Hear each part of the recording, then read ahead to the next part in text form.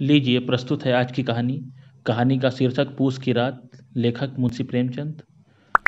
हल्कू ने आकर अपनी स्त्री से कहा, सहना आया है, लाओ जो रुपए हैं उसे दे दूं, किसी तरह गला तो छूटे। मुन्नी झाड़ू लगा रही थी, पीछे फिर कर बोली, 3 ही तो रुपए हैं, दे दोगे तो कंबल कहाँ से आएगा? माघ पूस की रात हार में कैसे कटेगी? उससे कह दो फसल पर रुपये दे देंगे, अभी नहीं है। हल्कू एक क्षण अनिश्चित दशा में खड़ा रहा। पूस सिर पर आ गया। कंबल के बिना हार में रात को वह किसी तरह से नहीं सो सकता, मगर सहना मानेगा नहीं। घुड़कियां जमावेगा, गालियां देगा। बला से जाड़ों मरेंगे, बला तो सर से टल जाएगी। यह सोचता हुआ वह अपना भारी भरकम डील लिए हुए स्त्री के समीप आ गया और खुशामद करके बोला, ला दे दे, बला तो छूटे। कंबल के लिए दूसरा उपाय सोचूंगा। मुन्नी उसके पास से दूर हट गई और आंखें तरेरती हुई बोली, कर चुके दूसरा उपाय, जरा सुनूं कौन सा उपाय करोगे? कोई खैरात दे देगा कंबल?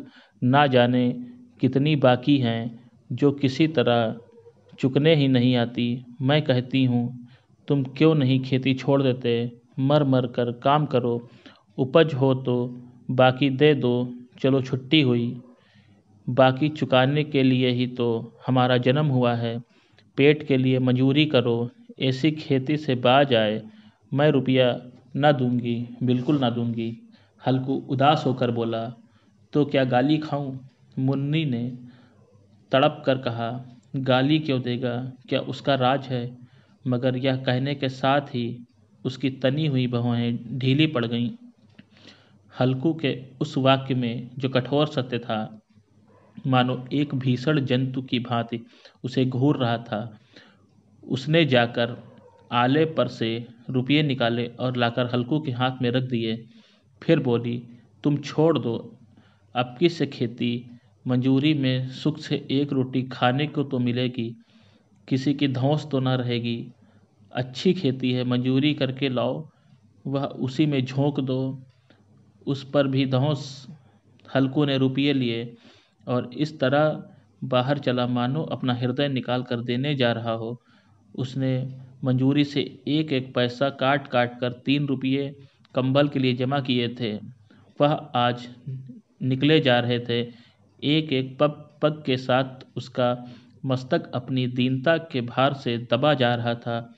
पूस की अंधेरी रात, आकाश पर तारे ठिठुरते हुए मालूम होते थे।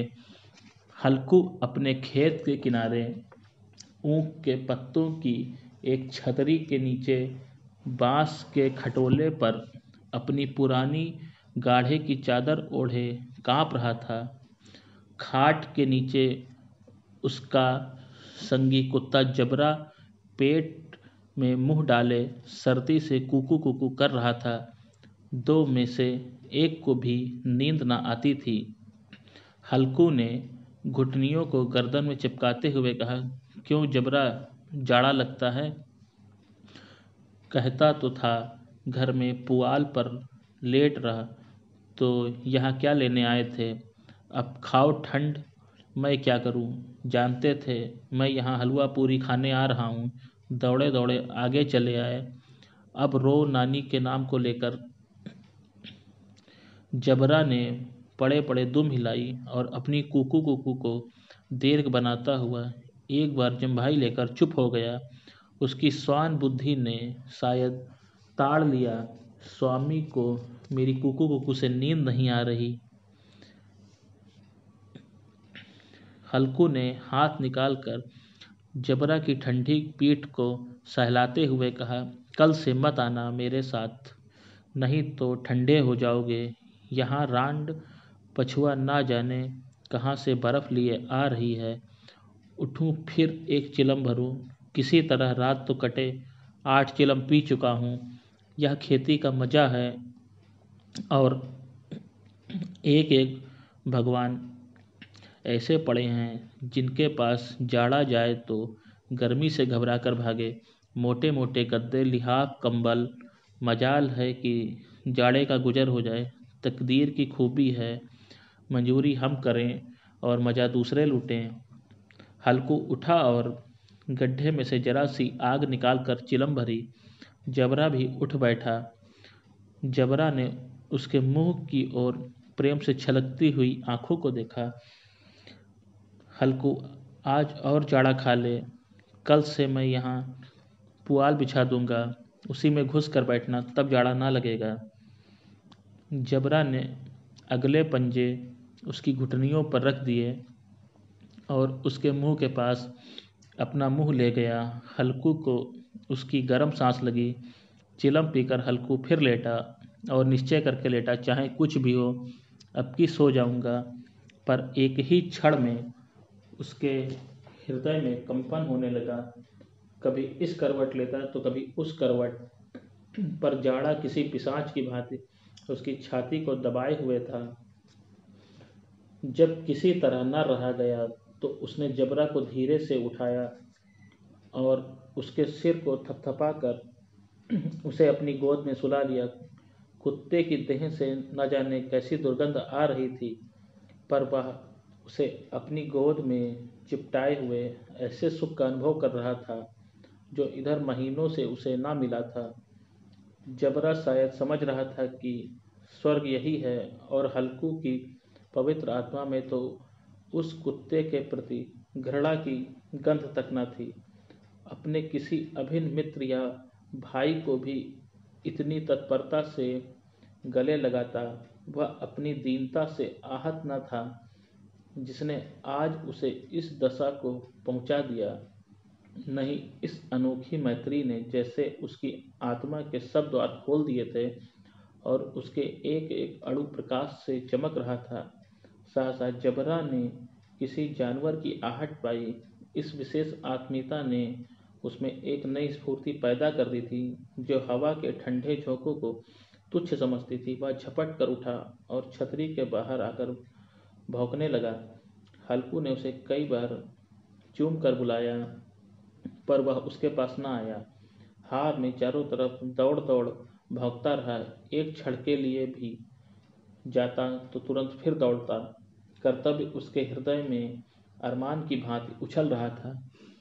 1 घंटा और गुजर गया। रात ने शीत को हवा से ददकाना शुरू कर दिया।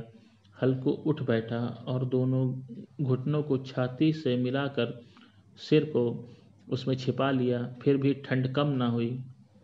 ऐसा जान पड़ता था सारा रक्त जम गया है, धमनियों में रक्त की जगह हिम बह रहा है। उसने झुककर आकाश की ओर देखा। अभी कितनी रात बाकी है। सप्तऋषि अभी आकाश में आधे भी नहीं चढ़े। ऊपर आ जाएंगे तब कहीं सवेरा होगा। अभी पहर भर से ऊपर रात है। हल्कू के खेत से एक गोली के टप्पे पर आमों का बाग था। पतझड़ शुरू हो गई थी।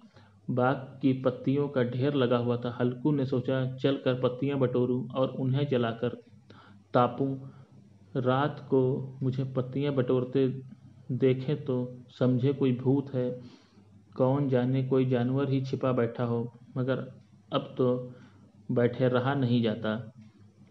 उसने पास के अरहर खेत में जाकर कई पौधे उखाड़ लिए और इनका एक झाड़ू बनाकर हाथ में सुलगता हुआ उपला लिए बगीचे की तरफ चला।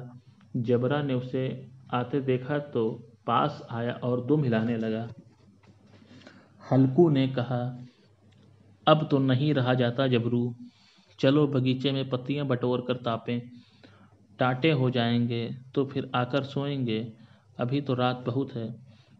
जबरा ने कूकू करके सहमत प्रकट की और आगे आगे बगीचे की ओर चला। बगीचे में खूब अंधेरा छाया हुआ था और अंधकार में निर्दय पवन पत्तियों को कुचलता हुआ चला जाता था। वृक्षों से ओस की बूंदें टप टप नीचे टपक रही थी। एकाएक एक झोंका मेहंदी के फूलों की खुशबू लिए हुए आया। हल्कू ने कहा, कैसी अच्छी महक आई जबरू, तुम्हारी नाक में भी सुगंध आ रही है। जबरा को कहीं जमीन पर एक हड्डी पड़ी हुई मिल गई। वह उसे निचोड़ रहा था। हल्कू ने आग जमीन पर रख दी और पत्तियां बटोरने लगा।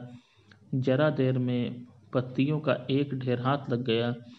हाथ ठिठुरे जा रहे थे, नंगे पांव गले जाते और वह पत्तियों का पहाड़ खड़ा कर रहा था। इसी अलाव में वह ठंड को जलाकर भस्म कर देगा। थोड़ी देर में अलाव जल उठा। उसकी लौ ऊपर वाले वृक्ष की पत्तियों को छूकर भागने लगी। उस स्थिर प्रकाश में बगीचे के विशाल वृक्ष ऐसे मालूम होते थे मानो उस अथाह अंधकार को अपने सिरों पर संभालते हुए हों। अंधकार के उस अनंत सागर में यह प्रकाश एक नौका के समान हिलता मचलता हुआ जान पड़ता था। हल्कू अलाव के सामने बैठा आग ताप रहा था। एक क्षण में उसने दोपहर उतार कर बगल में दबा ली और दोनों पांव फैला दिए, मानो ठंड को ललकार रहा हो। तेरे जी में जो आए सो कर। ठंड की असीम शक्ति पर विजय पाकर वह विजय गर्व को हृदय में छिपा ना सकता था। उसने जबरा से कहा, क्यों जब्बर, अब ठंड नहीं लग रही है? जब्बर ने कुकू करके मानो कहा, अब क्या ठंड लगती ही रहेगी? पहले से यह उपाय ना सूझा? नहीं इतनी ठंड क्यों खाते? जबरा ने पूंछ हिलाई। अच्छा आओ इस अलाव को कूद कर पार करें, देखे कौन निकल जाता है। अगर जल गए बच्चा तो मैं दवा ना करूँगा। जबरा ने उस अग्निराज की ओर कातर नेत्रों से देखा। मुन्नी से कल न कह देना, नहीं तो लड़ाई करेगी। यह कहता हुआ वह उछला और अलाव के ऊपर से साफ निकल गया। पैरों से जरा लपट लगी पर वह कोई बात न थी। जबरा आग के गिर्द घूमकर उसके पास आ खड़ा हुआ। हल्कू ने कहा, चलो चलो, इसकी सही नहीं, ऊपर से कूद कर आओ। वह फिर कूदा और अलाव के इस पार आ गया। पत्तियां जल चुकी थी। बगीचे में फिर अंधेरा छा गया था। राख के नीचे कुछ आग बाकी थी जो हवा के झोंका आ जाने पर जरा सी जाग उठती थी, पर एक क्षण में फिर आंखें बंद कर लेती थी। हल्कू ने फिर चादर ओढ़ ली और गरम राख के पास बैठा हुआ एक गीत गुनगुनाने लगा। उसके बदन में गर्मी आ गई, पर ज्यों-ज्यों शीत बढ़ती जा रही थी उसे आलस से दबाए लेता था। जबरा जोर से भौंक कर खेत की ओर भागा। हल्कू को ऐसा मालूम हुआ कि जानवरों का एक झुंड उसके खेत में आया है। शायद नील गायों का झुंड था। उनके कूदने दौड़ने की आवाज़ें साफ कान में आ रही थीं। फिर ऐसा मालूम हुआ कि वह खेत चर रही हैं। उनके चबाने की आवाज़ चरचर सुनाई देने लगी। उसने दिल में कहा, नहीं, जबरा के होते हुए कोई जानवर खेत में नहीं आ सकता। नोच ही डाले, मुझे भ्रम हो रहा था। कहाँ, अब तो कुछ सुनाई नहीं देता। मुझे भी कैसा धोखा हुआ। उसने जोर से आवाज़ लगाई, जबरा जबरा।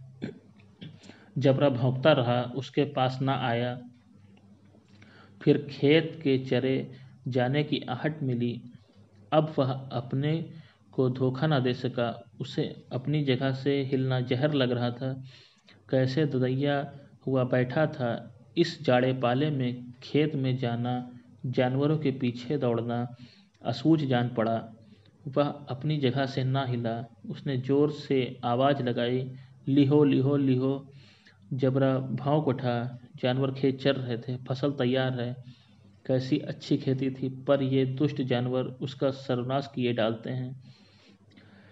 हल्कू पक्का इरादा करके उठा और 2-3 कदम चला, पर एकाएक हवा का ऐसा ठंडा चुभने वाला बिच्छू के डंक सा झोंका लगा कि वह फिर से बुझते हुए अलाव के पास आ बैठा और राख को कुरेद कर अपनी ठंडी देह को गरमाने लगा।